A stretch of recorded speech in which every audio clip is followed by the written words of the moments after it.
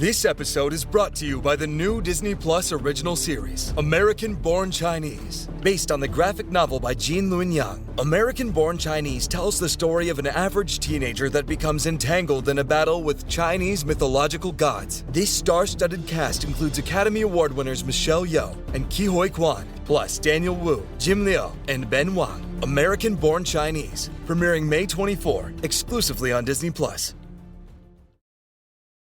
Set 5 years after Jedi Fallen Order, follow Cal Kestis in his increasingly desperate fight in the new video game Star Wars Jedi Survivor. No longer a Padawan, Cal has grown into a powerful Jedi Knight.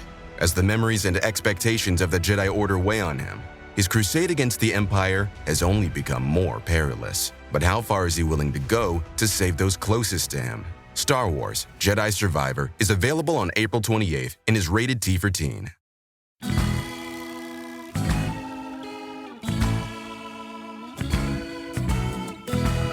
Hello, and welcome to Slate Money Succession. I'm Felix Salmon of Axios. I'm here with Emily Peck of Axios. Hello. I'm here with Elizabeth Spiers of the New York Times and all manner of other fabulous places. Hello. And we have a very special guest this week, Mr. Euan Rellie. Welcome. Hello. Thank you for having me. Euan, introduce yourself. Who are you, beyond being one of the world's great Murdochologists? I am an investment banker. I set up an investment banking firm 27 years ago, which causes me to travel around the world. And in my spare time, I watch Succession. So this was a kind of outlier episode. I'm going to come out and say, I always say that the first time you watch it, it's tragedy. The second time you watch it, it's comedy. I can say that this time, the first time you watch it, it's tragedy. The second time you watch it, it's tragedy. It was written by Jesse Armstrong himself, which is rare. And Elizabeth, tell me if you think I'm off base on this, but this really came across to me as Jesse Armstrong taking the opportunity of writing a hit TV show to basically do a sort of 60-minute warning of what might happen on the 2024 election. I mean, sort of. I felt like the Mencken character was a little bit Trumpian, a smarter version of Trump. I thought it was a little bit rehashing what happened in the last election, and particularly with the whole issue of whether ATN was going to call the election early. And the opposite thing happened at Fox. You know, Fox called Arizona for Biden at a reasonable time, but they internally in the newsroom, there was a lot of controversy about that because there was some thought on the part of the executives that the actual newsroom staff had jumped the gun, and there was a lot of drama around it. In Succession, ATN does exactly the opposite thing. They call everything early, and then Tom gets blamed for doing that, and you can tell that they're setting it up to be a kind of election integrity scandal in the next episode or two. Well, yeah, but that's exactly why I took it more as a warning about 2024 than as a kind of rehash of 2020. And I think it's fair to blame Tom. He was the guy making all of the decisions. I mean, one of the interesting things about the Tom Wambsgans character arc is that he is really wound up with power in this show. He really does control ATN, which is an incredibly important job. At some point over the course of this season, in the middle of all of those layoffs that he was doing with Greg, he clearly fired Sid. So he is now unambiguously in charge of ATN. He is making the decisions. He is deciding when to make the calls. And he is taking his orders from the co-CEOs, Kendall and Roman. Especially Roman seems to be really in control this episode in a way that we haven't seen before. And also the way that US elections work, almost uniquely, is that they are decided by the media. That like the point at which a candidate is considered to have won the election it just is the point at which the networks declare that candidate to have won. And, you know, sometimes that can take days. But like it's when the media says it has happened, that's when the consensus is that the president has won. So this is like, it really does underscore the power of the media. And then in the world of Succession, ATN has like 50% of the election night viewership. Obviously, Kendall is telling Tom to juice the ratings at the beginning of the show. And he's done that. He creates this incredibly compelling television while also destroying the principles of democracy. And, what I guess my question for Euan is, come 2024, when Lachlan Murdoch is the undisputed CEO of Fox News, and Fox News is in a very similar position, is this something that could happen in reality? Sure, it could happen. And I think really the magic of this episode was Kendall Roy having a little momentary bout of kind of liberal guilt or emotional concern that he might be sending the country in the wrong direction.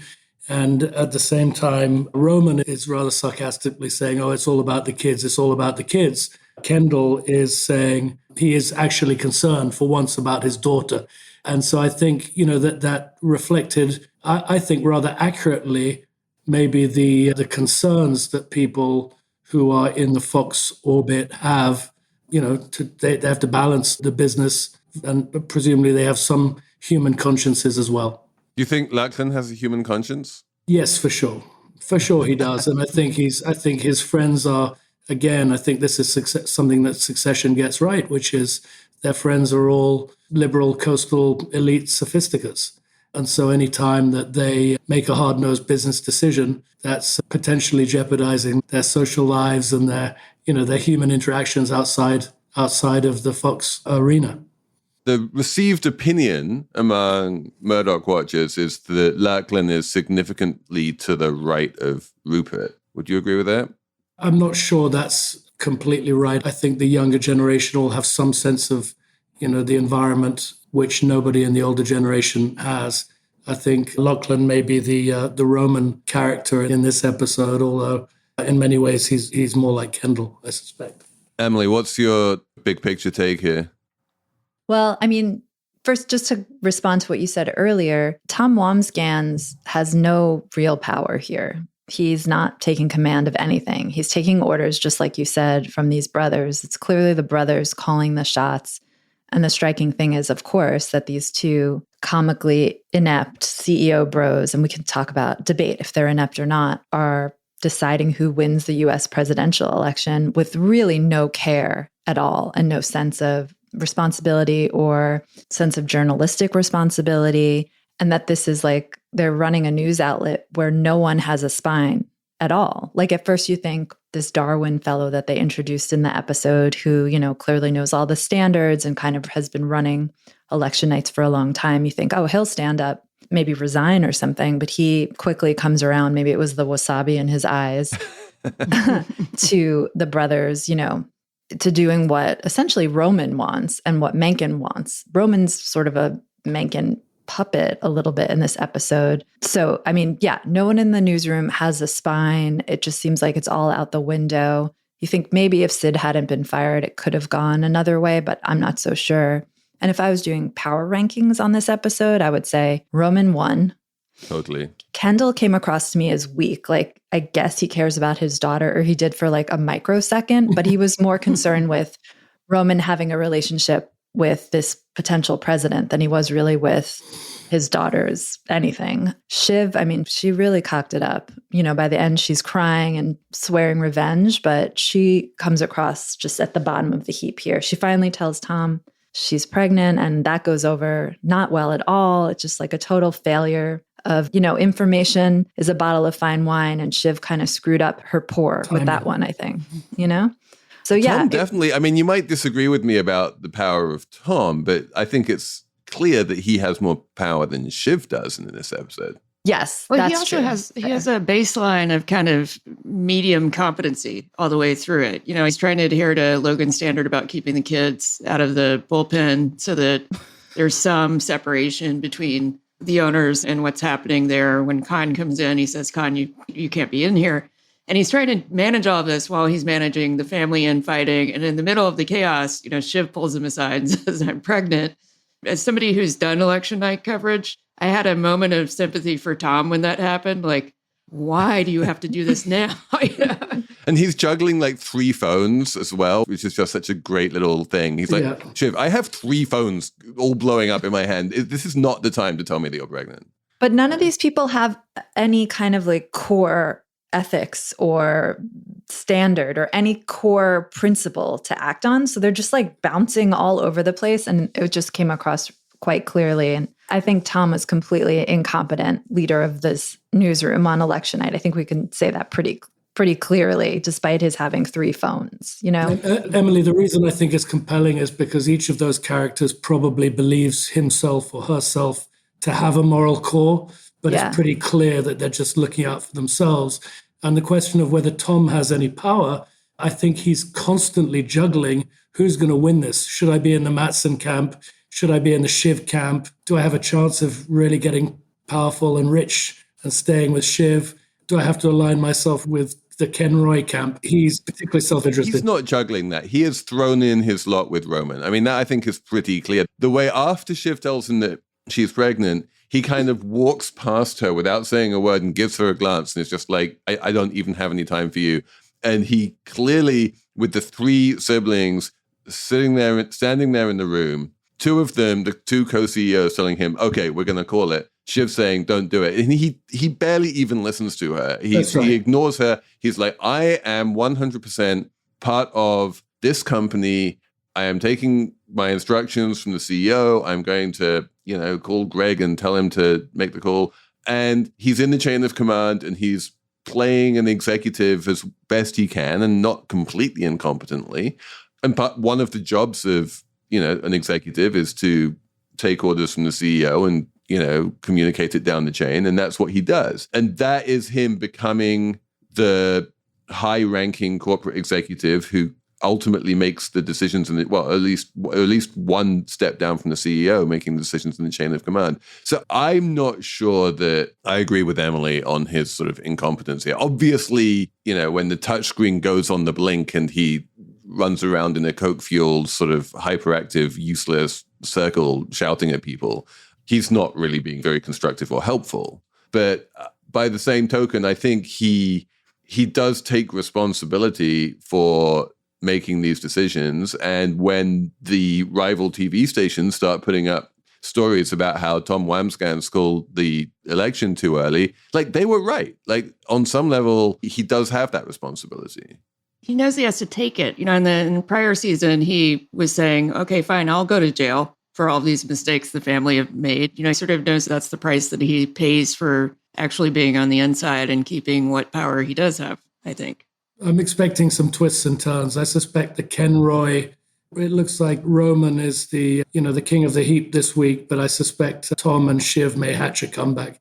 And I'm expecting, it's congenital optimist, I'm expecting a little bit of a recovery in the Tom and Shiv relationship. One question I had, maybe Elizabeth or you can answer this. When Fox on election night is doing election coverage, Murdochs aren't involved in making the call. Like, that's just a creation of Jesse Armstrong's creativity that Tom Wamsgans looks to the CEOs to make the call on whether he should call the election, right? I would think it's more like... Yeah, I don't think so. I mean, they would want a heads up. And if it was... Heads up, yeah. ...going to be a surprise, I think they would, want some input. But for the most part, especially for stuff like that, because there are actually, norms that if you violate, you sort of get kicked out of the pool of people are taken seriously and given information as the returns are coming in. So you don't want to... Yeah, but those norms are like, don't let the exit polls leak, right? And also, I think we do need to remember that Rupert is a journalist. He is a newsman by trade. He cares about the news on some level. And you're absolutely right, Emily, that Rupert's Fox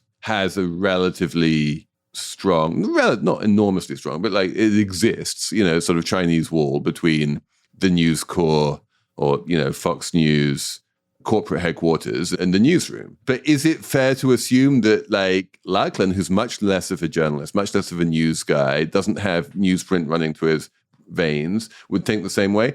Not necessarily. And also, even Rupert was perfectly happy to, effectively step in as the editor-in-chief of the New York Post and tell it what to cover and how to cover. And, when that famous thing about like Dick Gephardt becoming the vice presidential nominee was just a story from Rupert that he decided to put on the front page of the New York Post. Maybe he treats Fox News differently from how he treats the New York Post, but in principle, yeah, the Murdochs meddle. Of course they meddle. No, Rupert turned behind Tony Blair, which helped him very significantly in his first election. I think there's a great line in this episode when Tom says, "No brass on the battlefield." That's one of Logan's Geneva Conventions. Obviously, completely butchering what the Geneva Convention is. But anyway, I liked the idea that there are three principles coming down, each to try and influence. And I suspect that does reflect the way the Murdochs behave, as best I can tell, or the way I've seen it from a distance is I think Rupert tried not to get involved, micromanage, but would come in with a big call every now and then. I don't think they're on the fringes of the newsroom in a conference room deciding how to call it quite. But that may be a bit of poetic license, dramatic license.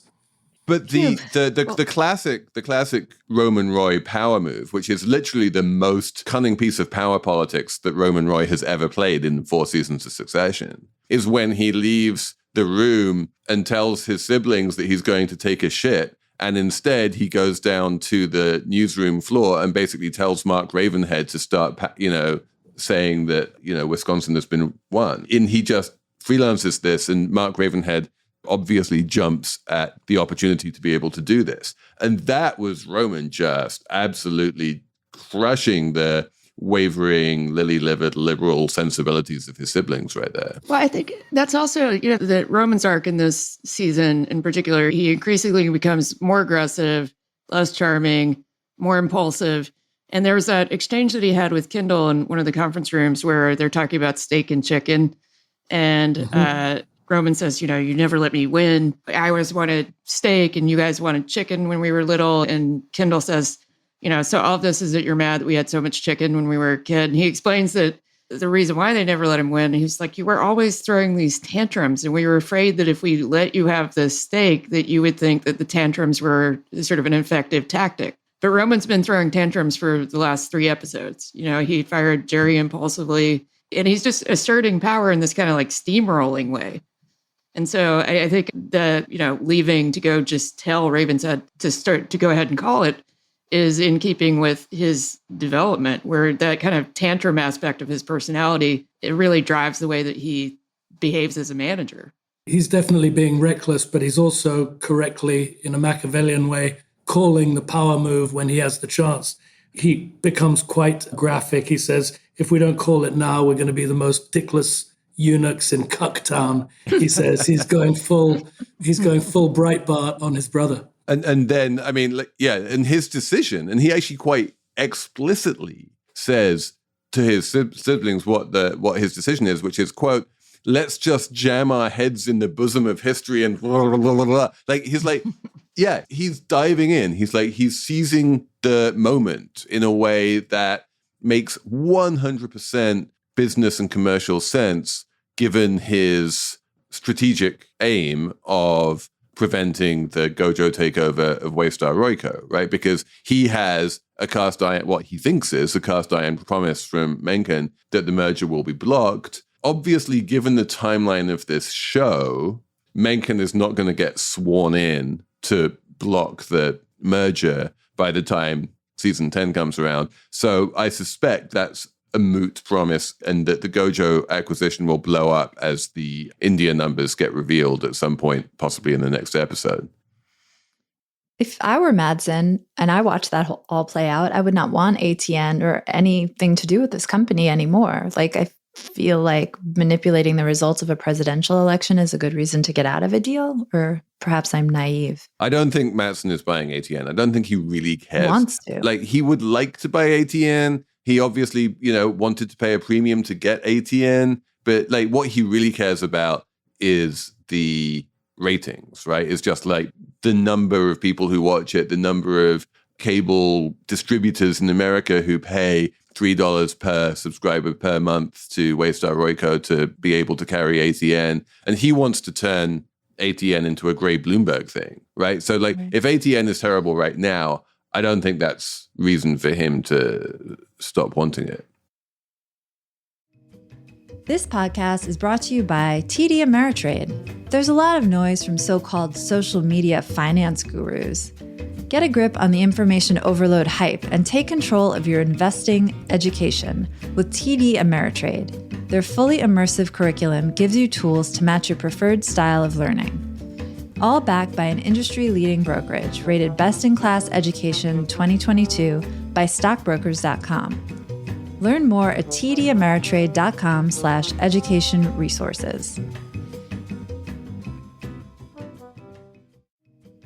This episode is brought to you by MJ, the electrifying Broadway musical that the Washington Post calls a runaway hit. With 4 Tony Awards, including Best Choreography and a book by the legendary 2-time Pulitzer Prize winner Lynn Nottage, this show is mind-blowing. Deadline knows what's up, calling MJ a wildly entertaining marvel that's taking Manhattan by hurricane force. This exhilarating musical is packed with Michael Jackson's hits, including Jam. And now, the show that had the entire theater rocking, according to Amsterdam News, is coming to a city near you. The MJ National Tour is starting something in Chicago this fall. Get tickets now to the must-see production that gives you a rare look at the creative mind and collaborative spirit that catapulted Jackson into iconic status. Learn more or book today at mjthemusical.com.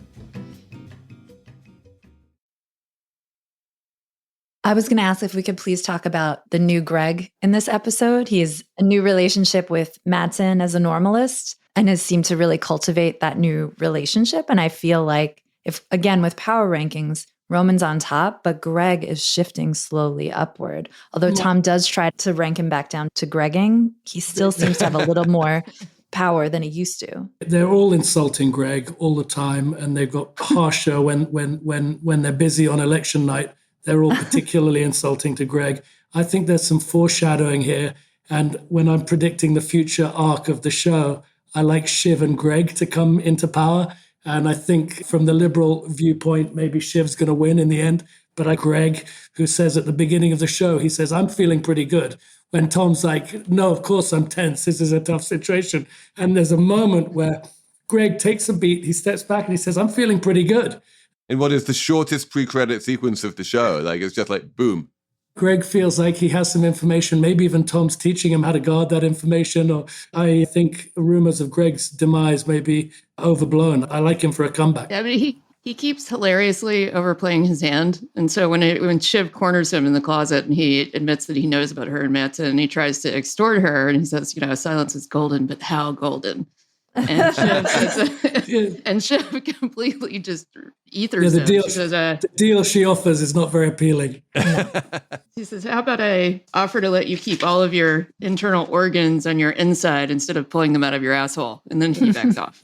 I love that scene because she's so much shorter than him. Yeah. She's really looking up at him. And it's such a weird, like the power dynamic of having to look up at someone where you're trying to like ream them out is a little dodgy. It's also great when she asked him, Gregory, are you attracted to me? And then there's this very uncomfortable pause for a minute. And then she just lets him have it. She goes, because if you try to fuck me, I'll kill you. Euan, I need to ask you, what happened last night in that sort of weird, coked up, debauched evening with Matsson and Greg, where Matsson forced Greg to dance with an old man? He said he didn't want to dance, but they made us dance. Like, that's a real Logan move that Matsson pulled back there. He also had to drink some drinks that aren't normally considered to be drinks. So he said, Wait, isn't that what it was a hit of bodily fluids. So, yes, exactly. I think one of the magic things of this TV show is the script writing is so dense. And I know in your last episode they talked about playing it straight, that they never want to play the humor too heavy, but you can tell there are writers just throwing zingers in all the time. I love the line also about, I don't want to get addicted from 2 nights in a row. He says when Tom tries to make him take coke too so that he can't subsequently blackmail Tom, presumably. I think, if you'd like me to project my own vile fantasies, I think they went out pretty late around New York downtown. They went to some probably inappropriate bars and probably a couple of gay bars too. I think Matsson is pansexual. And Emily, you were being naive, I'm afraid. I think when you said Matsson is, doesn't want to own this somehow compromised asset. I think Matsson is the most cynical player of the whole lot. I think he's half Daniel Ek from Spotify and half the CEO of Tesla. I think he's really just, out there for shits and giggles. And I think he's kind of playing a game with his head of communications and with everybody else. I think he did detest Greg. There's a certain lurking cunning to Greg. Greg is almost it's a Shakespeare. I hope I'm not becoming too pretentious now. It's a Shakespearean character. He's the fool who actually has the wisdom. And I think Greg knew very well what he was doing and somehow, against his better interest, went out with Matsson and the crew who despise him and condescend to him and won them over by playing the game. And again, I'm going full in on this prediction. I think Greg's got a pretty good future in the last couple of episodes of this TV show. I mean, I was thinking it parallels Greg's arc with the Roys too, because he comes in as a fool. They see him as a fool, but he still managed to ingratiate himself into, the chain of command and be Tom's, right-hand guy. Tom treats Greg exactly, as far as I could tell, as he was describing Matsson treating Greg. Like, that's what Greg is for, to be abused. Logan treats Greg, and as Kendall treats Greg. But like there is definitely a dynamic in this family where you demonstrate your ability to rise up the ranks by just taking a bunch of shit from a bunch of people, and the more shit you take, the more you survive. Did Greg tell us he didn't, when he was firing 100 people in 2 days, did he tell us he didn't really feel anything? He was fine with it. I think Greg's learning quickly. Well, there's that great piece of writing where, in the beginning, Tom gives Greg the speech about information and the wine bottle and blah, blah, blah. Information is key, and you store it, you hoard it, and then you smash somebody in the face with it. And he talks about going out with Matsson, and you think, oh, they just made fun of him the whole night. But then later, it reveals that he found out about the Shiv-Matsson alliance while he was out drunk with Oscar and Matsson and all those people. So he has that wine bottle of information, and then he uses it to kind of smash the potential alliances between the three siblings later. Well, he uses it against Shiv, right? Yeah. Kendall, and the Kendall-Greg relationship is really interesting because remember that, it was Greg who gave Kendall the notes that he saved from the fire to try and bring down Logan at the end of season 2, I think. I can't even remember my seasons anymore. But like that Kendall-Greg relationship, there's still something there, and Kendall's still the CEO. And when Kendall comes up to Greg and just asks him, is Shiv working with Matsson? Greg says yes. He immediately coughs up the information. It is unclear to me whether he does so with like some sort of cunning motivation because he wants to harm Shiv, or whether he just does so because he's congenitally incapable of keeping a secret. And if someone asks him for a secret, he will just tell them. I think their lives are so transactional, they have to make judgment calls on the fly. And Greg is kind of bumbling his way through, but he seems to keep his head above the water quite well. And he does whatever he has to do to keep his head above the water. Yeah, I'm not sure that was super cunning, but I think he, like all of them, right? That's the premise of the show. They're all keeping their options open. You talked about it in the last podcast. There are constant flows backwards and forwards. There are no real friends. There are just, useful contacts at any point. So I don't think Greg's decided exactly which team he wants to be on yet. This episode is brought to you by Kalshi.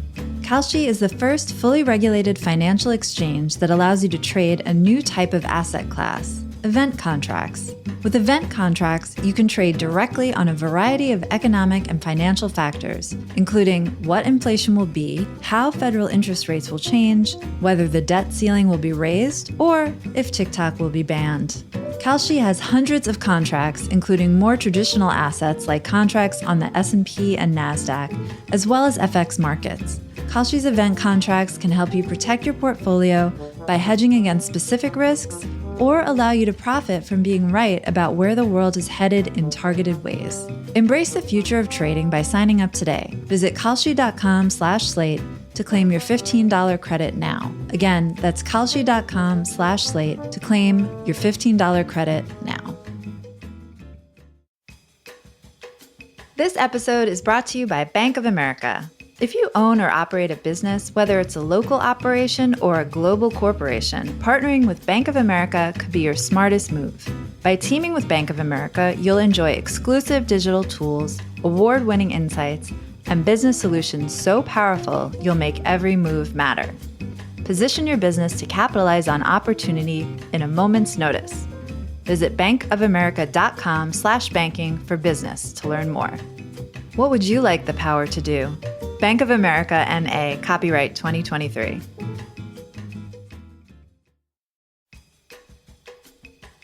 Reboot your credit card with Apple Card, the credit card created by Apple. It gives you unlimited daily cash back that you can now choose to grow in a high-yield savings account at 4.15% annual percentage yield. That's more than 10 times higher than the national average savings rate. Apply for Apple Card now in the Wallet app on iPhone and start growing your daily cash with savings today. Apple Card subject to credit approval. Savings is available to Apple Card owners subject to eligibility requirements. Savings accounts provided by Goldman Sachs Bank, USA. Member FDIC. National average savings rate is from FDIC website. Terms apply.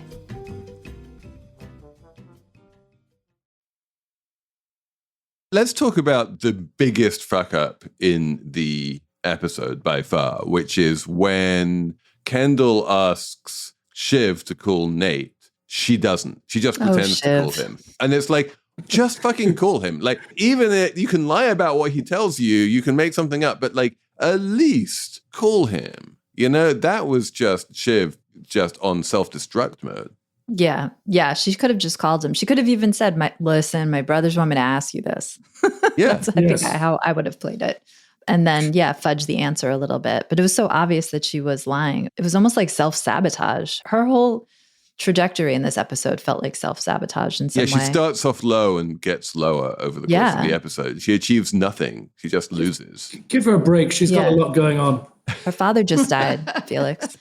She's concerned about she democracy. Loved him. The pregnancy thing. And she's pregnant. She hated / loved him. And she went to Tom to apologize, remember? Like, that is also in Succession. Like, I don't think you're supposed to do that. But that's part of their fucked up dynamic, right? They're constantly either humiliating or showing hints of frailty. They're going to get back together. They're probably going to win, and maybe Greg's going to be part of it.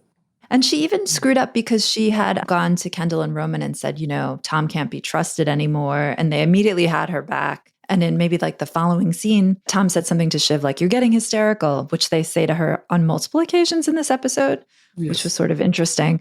Kendall immediately says something like, watch it, buddy, is on her side, which is good for her. It feels like, she's got backup. But by the end, she's destroyed it. She's sabotaged it. Isn't the showrunners playing with our emotions? Because at the end, the closing stages, she's walking away from Fox News or whatever it is, from ATN.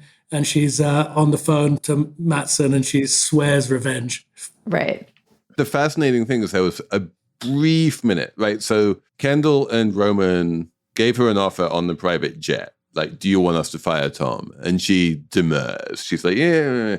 Then she has that big fight. In the previous episode with Tom, she has a really bad interaction with Tom in the hallway.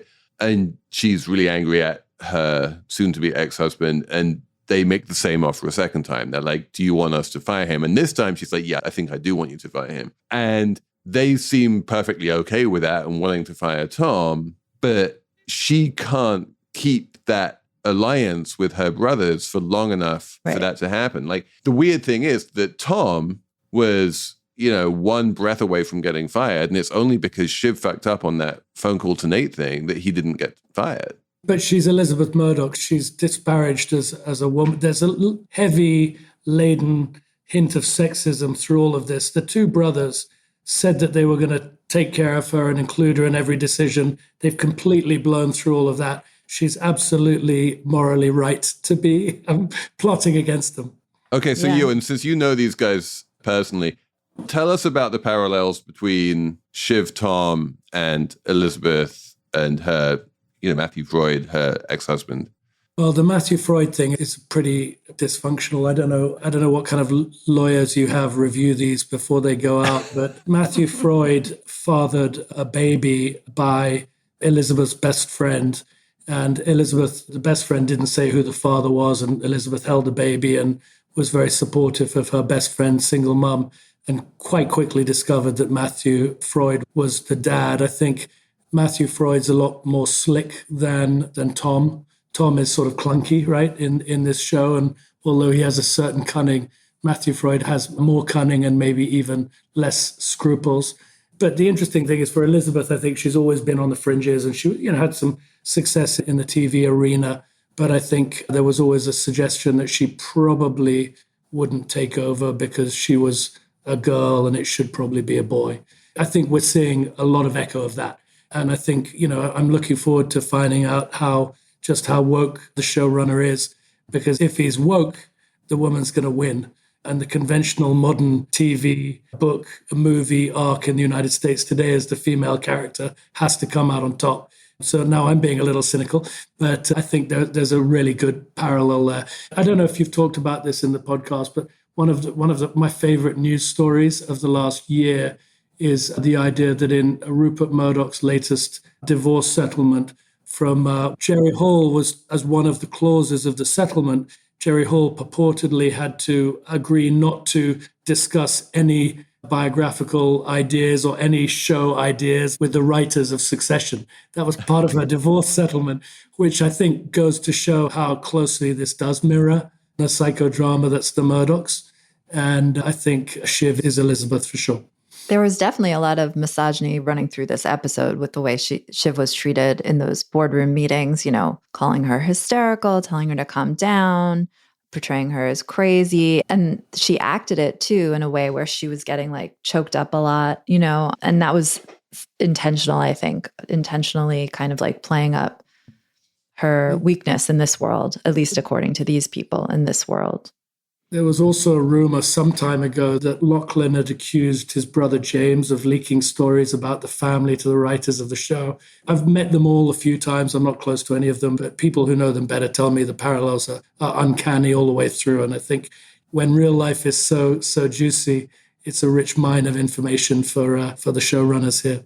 In terms of the gender relations here, the other thing that gets dropped in is Kendall creating what he calls an extra layer of bubble wrap around his daughter, which completely freaks out Rava because he didn't bother to inform her mother that he was going to be sending dark SUVs to follow them around the city, which is just he then has this conversation with Shiv about whether or not he's a good dad. And he realizes on some level that this is just not what a good dad does. But there is a feeling or undercurrent there that he's trying to do the man thing and, protect his women folk from whatever dangers might be lurking around the next corner. I think he says in this episode, everything I do is for you. And it's just so nakedly false. It rings so hollow. It echoes the kind of thing that Logan would say. His only model for fatherhood is Logan. And so he's, of course, concerned that maybe he's fucking up too.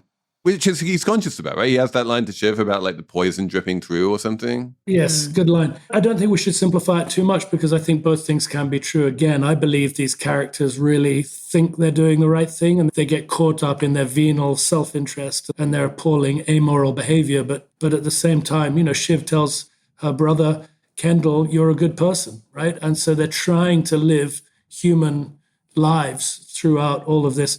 The other misogyny, which you haven't talked about in this week at least, is Matsson and Ebba, which is really quite extreme. And there are some definite Elon Musk echoes, I'm afraid, in the kind of this bizarre behavior towards Ebba, which is incredibly dehumanizing for her, and that's left her as a kind of empty shell. I suspect there's some scope for her to bring some revenge before we're done. Yeah, she can sink Gojo anytime she wants just by leaking the numbers about India. Meanwhile, of course, Shiv, this reminded me, do you remember that woman? I can't even remember who it was. I think it was in the UK, Euan, who immediately after the planes hit the World Trade Center on 9/11 sent out an email saying this would be a good time to bury bad news. And this was Shiv. She was immediately on the phone to Matsson saying oh, shit is going down with the election right now. This would be a great time to bury the bad news that you actually have two Indias. It wasn't Rebecca Wade, subsequently Rebecca Brooks, was it? But I think, again, there was Rupert had a very bizarre relationship with his head of news in the UK, basically. And I think it's a slightly more complicated sexism because sometimes, the female characters, most notably Shiv can be the truth teller at certain times and has a certain power that comes from that. But when certainly her brothers try to assert sexism over. In this episode, I think it's clearly Roman who's the truth teller. He's the one who's just calling bullshit on all of the, wishy-washy concerns about democracy and just saying like, look, I have a plan here which makes perfect sense. Also, it helps that he is a Mencken supporter. Although the relationship between Mencken and Roman, that amazing scene where he walks into Mencken's war room and they're on opposite sides of the room and they do this kind of ritualistic exchange of insults in front of everyone before they then go into the corner and have a real conversation. It's like, what? What's unusual about that? I feel like that's not normal among the way that CEOs talk to, presidential candidates, but I could be wrong. Yes, a little unusual. I think maybe Roman is being a little bit naive, thinking that Mencken will abide by his bargain. I think Mencken is happy to take it from Roman on election night when Roman can be helpful. I suspect we may discover that Mencken isn't quite as good a friend to Roman as Roman thinks. How do we feel about Connor in this episode, my friend? Connor, with his weird concession speech about, what was it, jackrabbits? Like, he just rambling all over the place. But he's going to get his ambassadorship, it seems like. They seem resigned to it. He's not going to get his ambassadorship. I don't know. Will is on board now. Put me in a van to Tajikistan. Your rhymes are compelling. It's one of my favorites. Yeah, his potential ambassadorships are becoming steadily less attractive. He tried for the UN early on. That was always a reach. But Tajikistan, there aren't many you'd want less than Tajikistan, I guess. Couldn't I just be our fun guy in Uruguay? Uruguay, well done. I don't know. They seem that Connor is winding up, if not on top, and then if not in such a bad place, not where Shiv is by any means. He sort of did his own thing, and now he swoops in at the end and he gets his little ambassadorship. Well played. No? Mogadishu was a little too car bomby for him. I can't remember where. He's an appealing character, and it's almost too good, right? Because he's so separate from it. He's not playing the succession game, so he can be, in a funny way, the most morally upstanding of all of the siblings, and definitely the only one who's got a functioning personal relationship. And this rather improbable relationship with Willow, which has turned out to be a very healthy, mutually supportive, happy. Yeah, Willow's coming through for him. It's like, wow. Connor comes out so upstanding because when he loses Kentucky and Willa says, fuck Kentucky, he's like, no. Alas, Kentucky, Willa. Alas, vanity. He does the grown-up thing, which is increasingly unusual in our times.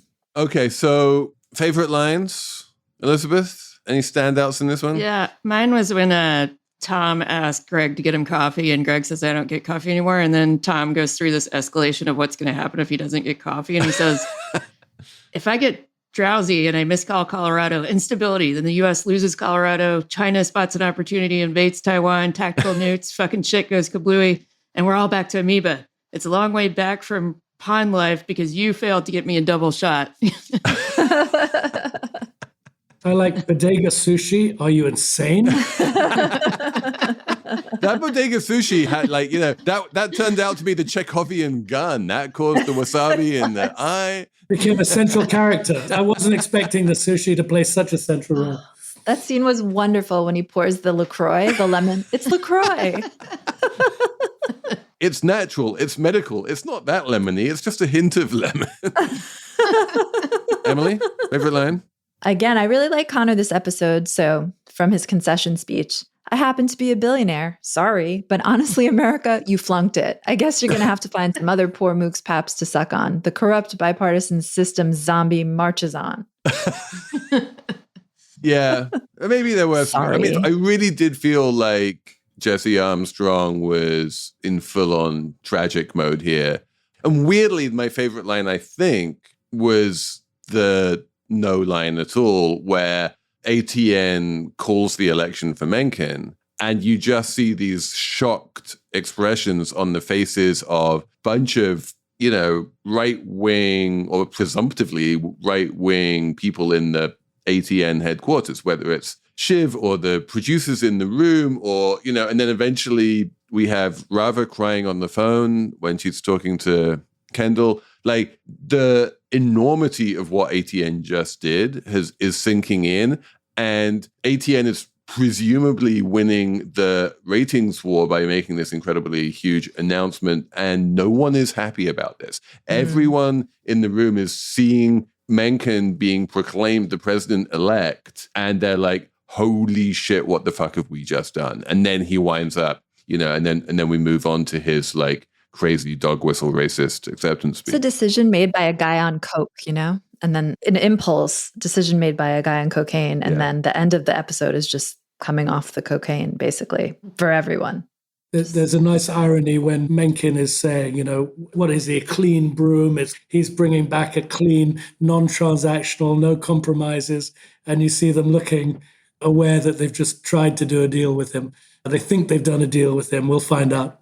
Yeah, no. And then, when he makes that line about the marketplace where cunning men haggle for the best price, that's not me. And you're like, oh, great. We're just going to do the whole sort of anti-Semitic thing right in our acceptance speech. Great. Awesome. And everyone's like looking at this horrified because this was ATN. Without ATN, he wouldn't be out there. He wouldn't be saying this. And they're like, we have created this. And absent the anti-Semitism, of course, he absolutely did just haggle. That's precisely what he just done. Wait, so the saying he won't haggle is anti-Semitic? I thought it was a hint of anti-Semitism in there. It was a little bit of Merchant of Venice, yeah. Okay. Not quite the moneylender, but something like that. He also talks about, he uses the word purity and, cleanly, and just sort of nods to white supremacists. Yeah, he says proud and pure, which is clearly like, a Proud Boys thing. Yeah, very white supremacist, clean and xenophobic. Got it. Cool. Good job. Because if they hadn't called the election for him, presumably what would have happened is it would have been called for no one. And sort of that fight over Wisconsin would have taken place over weeks and weeks, whatever. Something we've gotten used to, I think, in the post-Bush v. Gore America. Right. I think the politics rings quite true. But as a banker, I just want to say the business also rings really true. I love the way that, Mattson capriciously added whatever number of billions it was to his offer. The kind of the cadence of the proposed M&A deal, the merger of Mattson's business and ATN is exciting. And, we'll see whether the reverse Viking thing ever comes off, whether maybe the Roys take over Mattson. Oh, my God. There's only two episodes left. 2 episodes left. Next one is the funeral. Is Kendall going to attempt his reverse Viking run in the middle of his dad's funeral? Like, this is a very Succession move to have, like, 2 huge things happening at the same time. Yeah, who was it earlier in the season who said, I'm pre-grieving? I'm pre-grieving the end of this show because I've really absolutely loved it. And as I say, the dense script with all the little one-liners that you could miss. I probably have to go back and watch the whole damn thing again for it to be the comedy which Felix promises us. But it's a very dark comedy. This is about as dark comedy gets. I mean, Jesse Armstrong, came up through the ranks of British TV with Armando Iannucci, who did The Death of Stalin, which is the only other thing I can think of which is quite as dark comedy as this. But like, they are really... it reminds me a little bit of Yes, Minister, because the writing is so deadpan and it's so character and one-liner driven. It doesn't have the overt, this is obviously a comedy. That's the thing, right? Is that Veep and Yes, Minister comedies, right? And The Death of Stalin and Succession are much darker than that, and they aren't as laugh out loud funny. I'm going to lose the potential to be friends with Emily now for the rest of my life, but it reminds me of American Psycho. And the reason it reminds me of that is because the characters are so totally abject and horrific, but I kind of want to be them. And there's a little bit of me. I keep thinking I think I want to be Kendall, but no. I do. I think I kind of want to be Kendall. And then, sometimes I think, oh shit, I'm a bit more like Roman. Anyway, there's some part of me that finds them all quite appealing. Not Tom, but Greg, Kendall, and Roman, definitely. But this is absolutely right. And this is the running conversation that we've been having with Taffy Brothers Agner over 3 seasons now, is the degree to which the Roys are aspirational. They are terrible people, but there is this hint of aspirational wealth and power around them, and it's undeniable.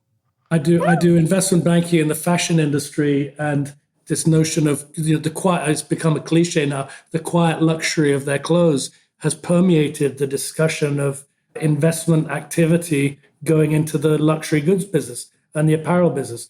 And, Succession is having quite a significant impact on the way investors think. I mean, it's crazy to say that, but on some level, they're absolutely aspirational. Guilty as charged. Wait, the quiet luxury thing, we'll talk like a brief few more minutes about that. So that's basically like wearing very expensive clothes, but they're not flashy or have logos or anything like that. And that Succession has basically made that a thing now, you're saying? Yes, and Brunello Cucinelli, famously, Kendall cares, Jeremy Strong cares a lot about what he wears, and he's very particular. It's this Brunello Cucinelli thing, which is the kind of, if you're rich enough, you want to wear clothes that nobody will understand. It could look like a basic sweater, but only an insider would know it's Laura Piano or Brunello Cucinelli. So it looks like a regular zip-up mock turtleneck or something, but it costs $8,000. And people, it's becoming considered the right way to think about luxury, a more subtle, refined, restrained luxury personified by Jeremy Strong's character in Succession.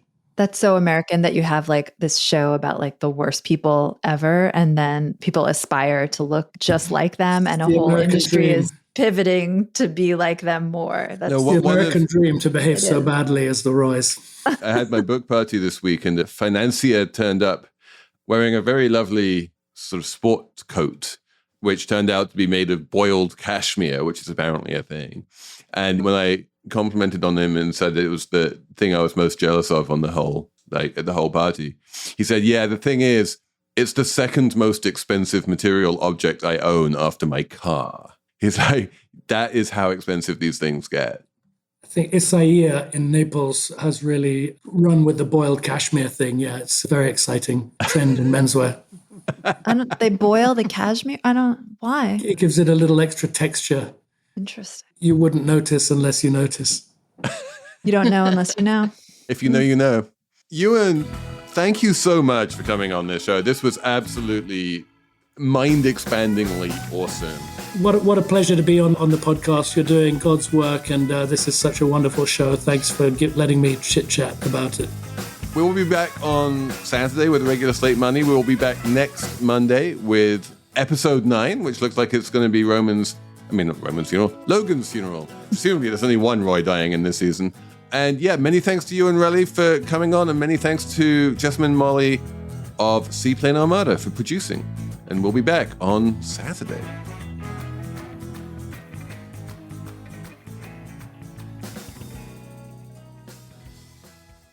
Hey everybody, it's Tim Heidecker. You know me, Tim and Eric, Bridesmaids, and Fantastic Four. I'd like to personally invite you to listen to Office Hours Live with me and my co-hosts, DJ Doug Pound. Hello. And Vic Berger. Howdy. Every week we bring you laughs, fun, games, and lots of other surprises. It's live. We take your Zoom calls. Music. We love having fun. Excuse me? Songs. Vic said something. Songs. Music. I like having fun. I like to laugh. I like to meet people who can make me laugh. Please subscribe now.